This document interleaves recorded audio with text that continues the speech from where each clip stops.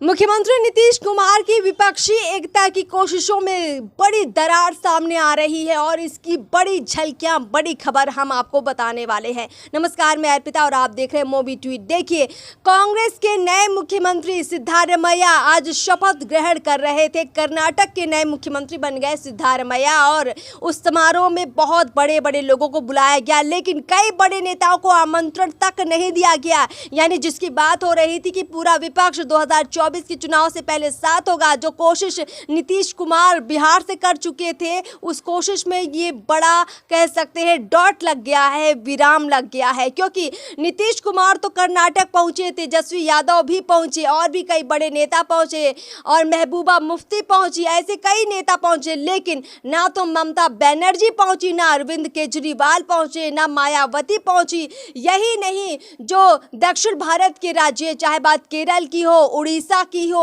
आंध्र प्रदेश की हो, यहाँ के मुख्यमंत्री भी कार्यक्रम में नहीं बुलाए गए। शामिल होना तो छोड़िए, कांग्रेस ने इन लोगों को आमंत्रण तक नहीं दिया है।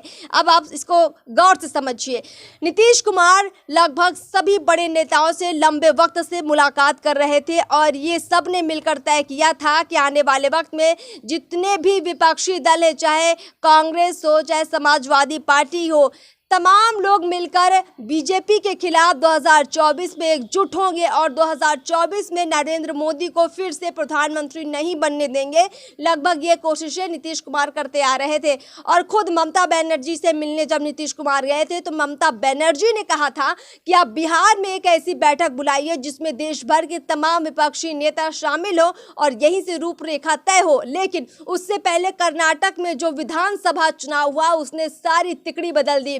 दो पक्ष बन रहे थे विपक्ष के अंदर। एक पक्ष कह रहा था कि गैर कांग्रेसी विपक्षियों का संगठन होना चाहिए, लेकिन एक पक्ष कह रहा था कि नहीं, उसमें कांग्रेस का शामिल होना बहुत जरूरी है और नीतीश कुमार उसी पक्ष में थे। यानी नीतीश कुमार भी लगातार यही कह रहे थे कि जो विपक्षियों का गठबंधन होगा, जो सब सारे साथ आएंगे, उसमें कांग्रेस का होना जरूरी है, राहुल गांधी का होना जरूरी है।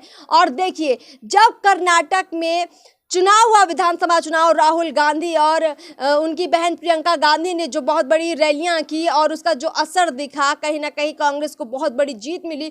उसके बाद कांग्रेस को अब भाव मिल रहा है, तो वहीं कांग्रेस भी कई लोगों को अब भाव नहीं दे रही है। तो ये मान लिया जाए कि अब सारे जो विपक्षी दल को साथ लेने की कोशिश जो नीतीश कुमार कर रहे थे, वो अब यहीं पर अटक गई है। सुई इस कदर अटकी हुई है कि अब कांग्रेस तय करेगी किसको साथ में लेना है, किसको साथ में नहीं लेना है।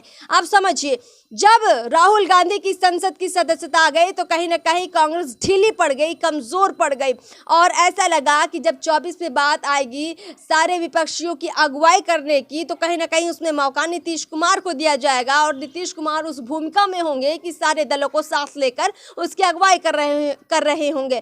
लेकिन जो नतीजे आए कर्नाटक से, उसने कांग्रेस को फिर से एक बल दे दिया और कहीं ना कहीं राहुल गांधी की वो छवि पेश कर दी जो एक सारे विपक्षियों को साथ लेकर चल सकते हैं और कहीं ना कहीं राहुल गांधी की वो छवि भी फिर से उभार दी जो उन्होंने भारत जोड़ो यात्रा के दौरान पूरे देश में पेश की थी। यानी राहुल गांधी एक बड़े लीडर के तौर पर, एक नेशनल लीडर के तौर पर फिर से उभर गए हैं और इसमें फायदा कांग्रेस को बहुत ज्यादा हुआ है।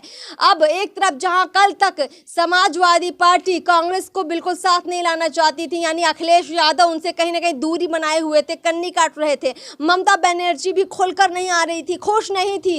हालांकि उन्होंने अभी कुछ समय पहले जरूर कह दिया था कि ठीक है, हम कांग्रेस के साथ आने को तैयार है, लेकिन वो ज्यादा खुश नहीं थी। और वहीं देखिए, आप केरल की बात कर लीजिए, पी विजयन भी अभी शामिल नहीं हुए जो शपथ ग्रहण समारोह था। और तेलंगाना के मुख्यमंत्री केसीआर भी कहीं ना कहीं इस बात से ज़्यादा खुश नहीं है कि कांग्रेस को बड़ी जीत मिली है, क्योंकि केसीआर भी कांग्रेस को एकदम पसंद अभी नहीं कर रहे हैं और वो भी यही चाहते थे कि जो विपक्षी दलों का महागठबंधन बने उसमें कांग्रेस शामिल ना हो, गैर कांग्रेसी महागठबंधन बने। लेकिन अब केसीआर को भी कांग्रेस को अपनाना पड़ेगा, क्योंकि राहुल गांधी का फिर से वो रूप आ गया है सामने, जब सारे जितने विपक्षी दल हैं वो उनको बड़ा लीडर मानेंगे ही, उनको मानना ही पड़ेगा, क्योंकि उनके पास और कोई रास्ता ही नहीं बचा है।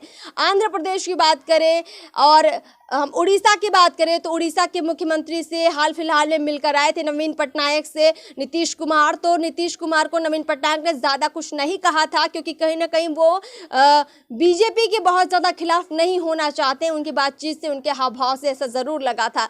लेकिन अब उनको बुलाया भी नहीं गया है कांग्रेस की तरफ से उस शपथ ग्रहण समारोह में। तो ऐसा अब लगभग साफ हो गया है कि नवीन पटनायक भी शायद उस महागठबंधन में शामिल नहीं होंगे।